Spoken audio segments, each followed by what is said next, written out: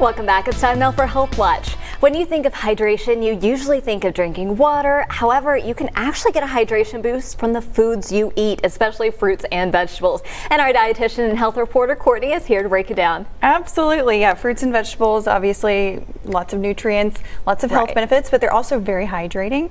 And we'll also talk about other drinks that are really good for you to get that hydration boost. Okay, and cool. Actually, thirst is not a great indication of hydration status. When you feel thirsty, it may already mean that you're already dehydrated. Oh, I did not realize that. You want to get ahead of it, especially in the summer and the heat. You know, Patrick was just talking about how hot it is and how hot it's going to be. So you want to make, and when it's hot, you're going to sweat, and you need to replace that. We get lots of that down here in Louisiana. Yeah, absolutely. So starting on your side, we've got lots of really colorful fruits and vegetables, and cucumbers, bell peppers, celery, carrots. What's that in the middle? And that is hummus. Oh. So this is kind of your cue to switch out the chips for snacking vegetables. It's not only hydrating, full of fiber, but it's also refreshing, gives you that crunch. So when you're sitting outside, a lot of times you don't want anything super heavy. No, and so not at all. this is kind of a good alternative.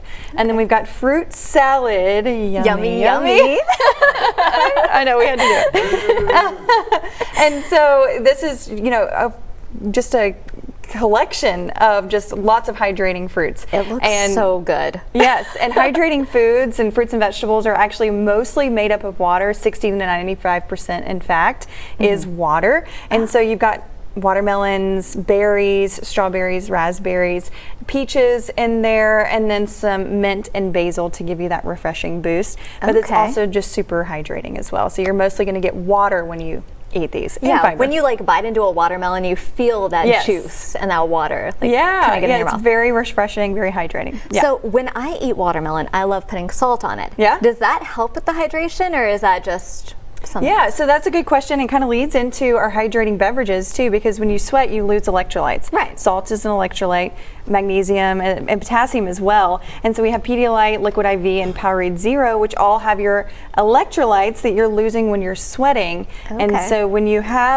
replace those, it's very beneficial to the body, because if you just bottom out with your electrolytes, that's not a good thing at all. It can actually be very dangerous. So yeah, that's really important. And just instead of plain water, having infused water, so you're getting some nutrients from we have strawberry lemonade here, and it's just literally strawberries and lemons and water, and then you can see how it turns the color, and it gives it a nice flavor, but it also gives you a little bit more nutrients, and it's just, again, very hydrating. And I feel like that's so much more fun than just plain water. Yeah, absolutely. And that's kind of the point. This summer, water is going to get old, and so having other alternatives, and definitely at your summer gatherings when you're around other adults and little ones especially, dehydration is actually a really big problem that we have, and heat stroke as well. That we have here in Louisiana. And so these are just some fun alternatives that you can have at your 4th of July gathering and all the other fun things happening this summer. Awesome. And if people want to reach out to you, give you topics, ideas to talk about, how can they do that? I would love to hear from you. If you have a question or topic